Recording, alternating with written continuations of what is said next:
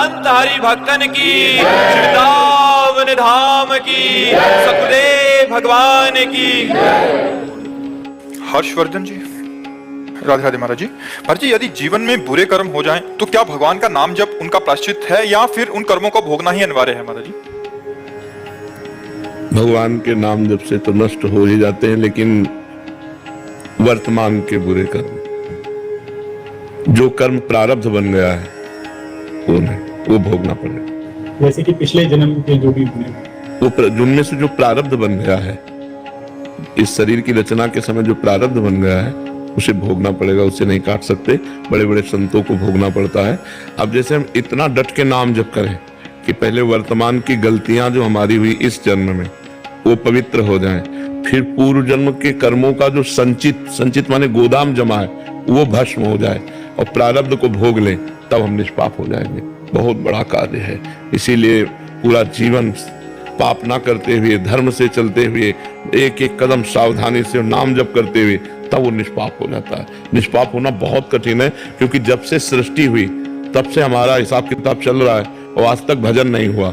भजन हुआ होता तो हम भगवान को प्राप्त हो गए होते। अब हम भजन शुरू करेंगे तो इतना बड़ा सब पाप नष्ट होगा, तो इसके लिए हमें बहुत भजन चाहिए। हर समय उठते बैठते चलते फिरते राधा राधा राधा राधा नाम जप करते रहे तो सब ठीक हो जाएगा। पर प्रारब्ध भोगना पड़ेगा। प्रारब्ध का मतलब समझ रहे ना? नहीं, मतलब समझ नहीं पा रहा। प्रारब्ध 3 प्रकार के कर्म होते हैं। एक क्रियमाण, क्रियमाण कहते हैं जो इस समय आप कर रहे हैं, वो 2 प्रकार के होते हैं, एक पाप और एक पुण्य। क्रियमाण जो अभी वर्तमान में आप कर रहे हैं इस जन्म में, ठीक है। संचित कहते हैं जो करोड़ों जन्मों के पाप और पुण्य जहां एकत्रित हैं आपके, उस रजिस्टर को संचित कहते हैं। और उस करोड़ों जन्मों के संचित कर्म से जो इस मानव देह के बनने के समय पाप और पुण्य निकाले गए हैं, इस अवस्था में आपकी उन्नति होगी, इस अवस्था में आपकी अवनति होगी, आपको ये रोग होगा, आपका हाथ टूटेगा, आपका एक्सीडेंट होगा, आपको ये लाभ मिलेगा, जो जो लिखा है वो अब भोगना पड़ेगा। जैसे इस शरीर में लिखा है कि किडनी फेल, ये भोग, तो बचपन से पर भोगना पड़ रहा है। इसे प्रारब्ध भोग कहते हैं। ये बहुत वज्र की लीक होता है, इसे भोगना पड़ता है। तो हम भजन करके संचित को मिटा सकते हैं, भस्म कर सकते हैं और क्रियमाण को सुधार सकते हैं कि पाप कर्म ना हो, लेकिन प्रारब्ध को भोगना पड़ेगा। इसीलिए कहते हैं कि देखो भजन करते हुए वो दुख भोग रहा है, उसको क्या लाभ मिला?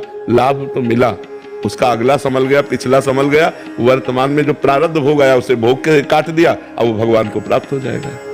जैसे आप कहते हैं ना कि नाम जपने से तो राधा रानी का फिर वो रजिस्टर पूरा फाड़ फेंकते हैं। हाँ, तो वो रजिस्टर को संचित कर्म, रजिस्टर को संचित कर्म, अभी आप ध्यान से सुनो, अभी कहा ना जो हमारा पुराना रजिस्टर जमा कई जन्मों का, उसे संचित कर्म कहते हैं। वो नष्ट हो गया। जो नया कर्म हो रहा है वो लिखा नहीं जाएगा, लेकिन जो लिख दिया गया उसको तो भोगना पड़ेगा। जो हमारे भाग्य में लिख दिया गया उसे भोगना पड़ेगा। जो तूणीर में बाण है वो नष्ट कर दिया गया, जो चढ़ा दिया गया वो उतार लिया गया, लेकिन जो धस गया छाती में जाके, अब वो तो अपना काम करेगा ना। तो हमारे शरीर की रचना हो चुकी है, प्रारब्ध लिख चुका है, ये भोगना है, अब वो भोगना है। तो उस प्रारब्ध में जैसे नाम जपने से शक्ति मिलेगी। हाँ, उसके भोगने की सामर्थ्य मिलेगी। नाम जप से आपके हृदय में एक शीतलता रहेगी और आप प्रारब्ध को हंस के भोग सकते हैं। जो लोग डिप्रेशन में पहुंच जाते हैं, आप सुख पूर्वक उसे भोग सकते हैं। इतनी सामर्थ्य नाम जप से मिलेगी। करुण मेहता जी, महाराज जी, एक साधारण जीवन में सुख, पारिवारिक शांति तो है, तो क्या उसी से संतुष्ट होकर जीवन व्यतीत करना चाहिए या और बड़ी भौतिक इच्छाओं की प्राप्ति के पीछे कामना करनी चाहिए? नहीं, प्रयासरत रहना चाहिए, कायर होकर नहीं बैठना जाना चाहिए। हम अपने समाज की सेवा कर सकते हैं, अस्पताल बनवा सकते हैं। अगर इतना नहीं है तो अस्पताल में हम दे सकते हैं कि इतना रुपया जो गरीब लोग हैं, जिनकी औषधि की समस्याएं हैं, उनको फ्री दवा दी जाए। हम जैसे इस समय विपदा है बहुत से प्रांतों में कि जल निमग्न है और हजारों लोग ऐसे हैं जिनको भोजन नहीं मिल पा रहा, पानी पीने को नहीं मिल पा रहा। अब वो पानी थोड़ी पिएंगे।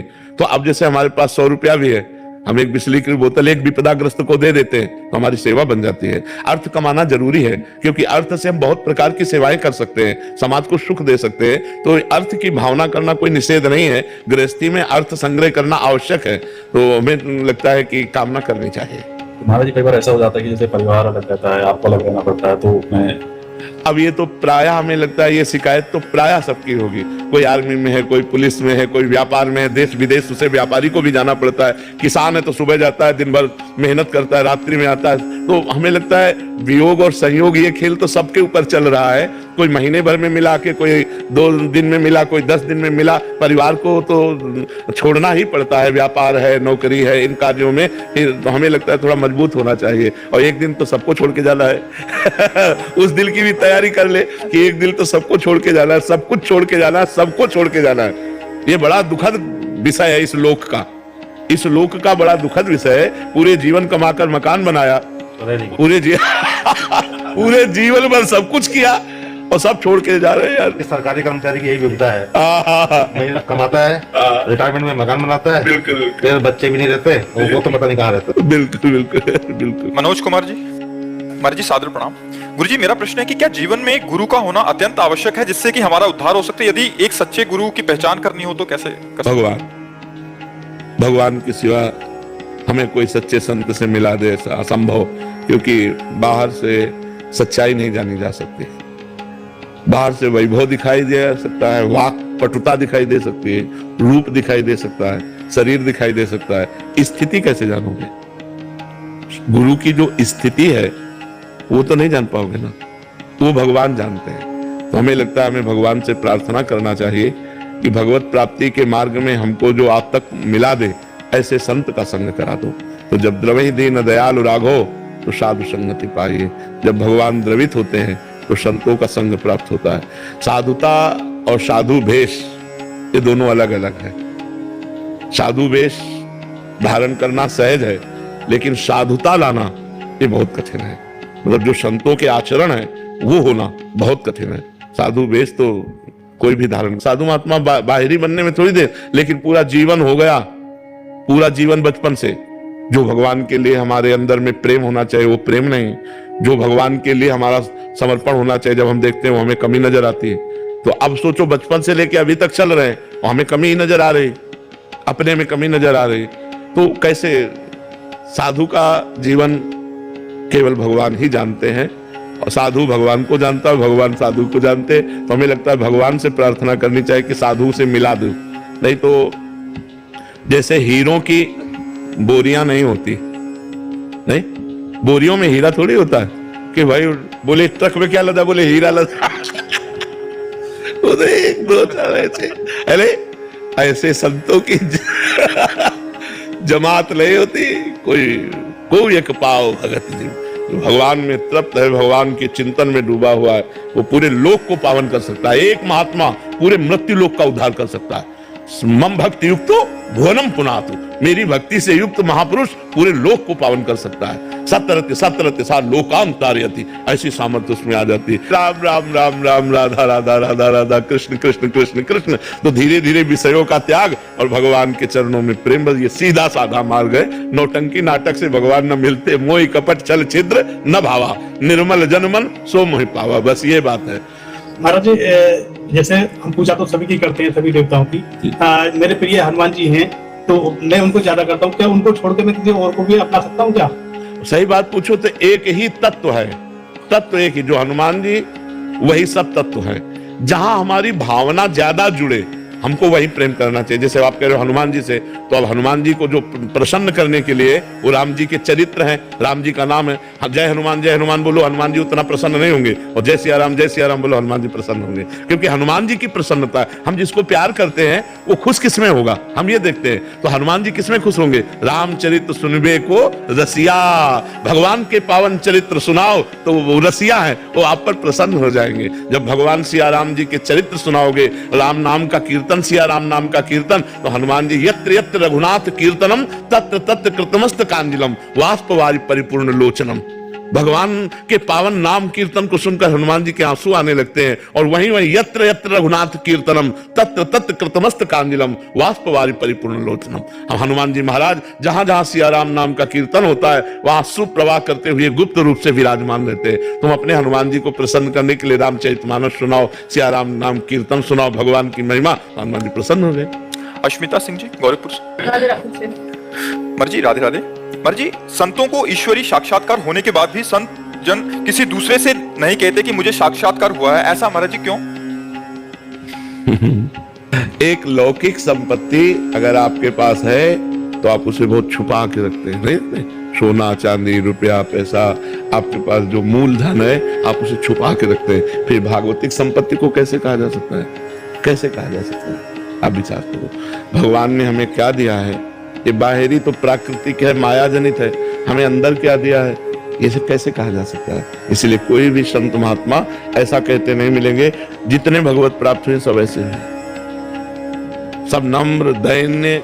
चार गाली दे दो तो सुन के चल देंगे, वो पलट कर गाली नहीं देंगे, तुम्हें शाप नहीं देंगे, तुम्हारा अहित नहीं करेंगे, क्योंकि सब में वो अपने भगवान को देखते हैं। सीए राम में सब जग जानी, वो किससे बतावे? सर्वांतर्यामी भगवान सब जानता है, इसलिए वो चुप रहते हैं, शांत रहते हैं। भगवत चर्चा, भगवत स्मरण, भगवत नाम कीर्तन सिद्ध होने पर भी यही करते रहते हैं। महाराज जी अंदर से भावना ही नहीं उठती, या मतलब उनमें भी सामर्थ्य होता है? अगर वो किसी का अनिष्ट कर ही नहीं सकते महाराज जी, ऐसा अंदर नहीं, अनिष्ट की तो जगह ही नहीं रह जाती, कोई अंदर ही नहीं। नहीं, अनिष्ट की जगह नहीं रह जाती। आप उनका संतों का अनिष्ट कर दो तो स्वामी देखेंगे, लेकिन वो अनिष्ट नहीं कर सकते। अगर उनसे पूछा जाए तो भगवान से भी वही मनाएंगे कि भगवान इसको सद्बुद्धि दो, इसका मंगल करो, इसको तनिक भी कष्ट मत दो, ऐसा हृदय हो जाता है। इतना हमारी वाणी जी में भी मंगल गान में आता है, करत जे अनुसैन निंदक तीनों पे अनुग्रह करेंगे। हाँ, देखो एक हम तुम्हें कथा सुनाते हैं। श्री जयदेव जी महाराज बड़े प्रसिद्ध संत हुए हैं।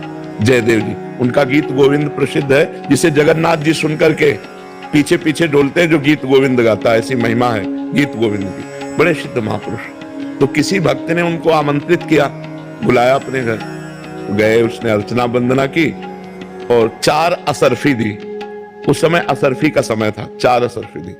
अब वो लेके चल रहे थे तो 4 लोग जो ठग स्वभाव के थे, जैसे अपने को इत्र की गंध आती है, ऐसे उनको सोना चांदी रुपया पैसा की गंध आती है, उनको समझ में आ जाता है। तो देखा अकेले जंगल के रास्ते से जा रहे 4 असरफी बांधे, तो लग गए आसपास। जयदेव जी ने देखा, वो तो महान संत थे। उनका भैया ये है 4 बोली, आप ले लो। चारों ने ले लिया। बोले बड़ा चतुर है, अभी तो दे दिया, आगे फंसा देगा हमें। बोले क्या कर? बोले हाथ पैर काट के कुएं में डाल दो। दुष्ट अपनी दुष्टता नहीं छोड़ता और साधु अपनी साधुता नहीं छोड़ता। काट दिया, हाथ पैर काट के कुएं में डाल दिया। अब बोलो, उनको 4 मिली थी, समझ गए 4 लेना चाहते, खोल के दे दिया तो ले लेते हैं। काहे को संत को कष्ट दिया? हाथ पैर काट के कुएं में डाल दिया। अब वो कुएं से भगवान नाम कीर्तन। तो एक राजा वहां से गुजर रहा था, मधुर मधुर आवाज आई भगवान के यश की। उनका कहां से आ रही? बोले कुएं से। कुएं में देखा तो जयदेव जी को उन्होंने निकलवाया, औषधियों का लेप करवाया, अपने महल ले गए, चरण सेवा उनकी की और पूछा भगवान मुझे भगवान की प्राप्ति कैसे होगी? ये पूछा कि किसने आपके किए? तो कभी नहीं, कुछ नहीं बोले। तो उनका मुझे भगवान की प्राप्ति कैसे होगी? तो उनका संत सेवा। अगर संतों की सेवा हो तो भगवान की प्राप्ति सहज हो जाए। तो राजा ही थे, संतों की सेवा। जब सुना कि लोगों ने कि संतों के लिए खुला खजाना है, खाओ पियो जितना रुपया चाहो ले लो, सोना चांदी जो, तो जो संत होते थे वो तो केवल भोजन किए चले गए। तो वो 4 ठगों को सुनने को मिला कि यार एक राजा है, वो संत वेशधारियों को खूब माल चलाता है और खजाना खोल देता है, जितना ले जाओ। तो 4 संत वेश रखने में कितने मिनट लगते? मुंडन करवाओ, तिलक छाप लगाओ, हो गए संत, हो गए। तो अब जब गए तो जहां से संत गुजरते थे वहां दर्शन के लिए जयदेव जी को हाथ पैर कटे गए। तो ऐसे चीड़ उन्होंने देखा, अरे ये तो वही है, ये तो वही है जिसके हाथ पैर काट के कुएं में डाल दिए गए थे। पर हमें पहचान नहीं पाया लगता है, पर अंदर डर आ गया कि अगर पहचान लिया और कहा इन्होंने ही हाथ पैर काटे थे तो फांसी की सजा भी हमें दे दी जाएगी। पर जयदेव जी ने ऐसा कि मानो पहचाना नहीं, तो वो निकल गए, राजा को बुलाया और कहा ये जो 4 संत गए हैं ये हमारे बहुत प्रिय हैं। संतों की महिमा, बोले हमारे बहुत प्रिय है, इनकी बहुत सेवा की जाए। अरे अब तो जब गुरु जी के प्रिय संत है तो बड़ी सेवा, और खजाने में ले गए। और संत तो थे नहीं, ठग थे। अब बड़ी बड़ी गठरी वो अकेले नहीं उठा पाए, तो राजा ने कहा हम 4 सेवक भेज देते हैं। 4 सेवक गठरी लेकर। पर राजा को शक हुआ कि संत कभी ऐसा नहीं कर सकते। मतलब संत तो उदारचित होते हैं, ऐसा मतलब जितना बटोर पाए ऐसे बांध ले। पर उनका गुरु जी के प्यारे संत हैं इसलिए संशय नहीं करना चाहिए। और 4 सैनिक रक्षा के लिए और 4 सैनिक उठवा के रास्ते में सैनिकों ने पूछा कि आज तक इतना प्यार महाराज जी ने नहीं कहीं दिखाया, महाराज जी के गुरु जी ने आपके ऊपर क्यों प्यार दिखाया, तो आप क्या परिचय है आपका उनका। तो उन्होंने कहा हमारे कारण केवल हाथ पैर काट के छोड़ दिए गए थे, नहीं तो मार डाले जाते, इसलिए हमको बहुत प्यार करते। जो ही ऐसे कहा सोई धरती फटी और चारों समा गए। उसी इतना पाप बढ़ गया ना, तुरंत धरती फटी और चारों नष्ट हो गए। और जब जयदेव जी ने सुना कि चारों धरती में समा गए तो वो बहुत कष्टप्रद होकर ऐसे बोले, हे भगवान ये क्या, सोई उनके हाथ पैर आ गए, क्योंकि महापापी।